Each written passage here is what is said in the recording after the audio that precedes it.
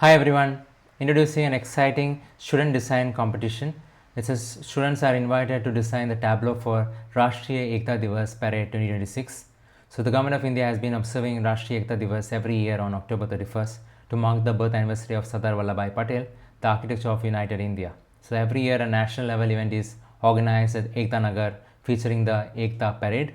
So here they are asking you to design the tableau that constitutes an integral part of the celebration, showcasing India's shared identity, rich cultural diversity, while reflecting the nation's commitment to unity, integrity, and security.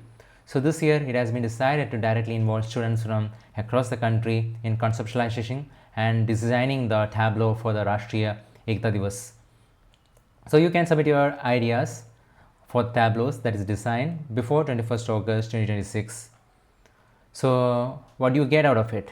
So the ideas may be submitted in the form of a presentation. It is mandatory for students to fill the attached form that is there in the platform.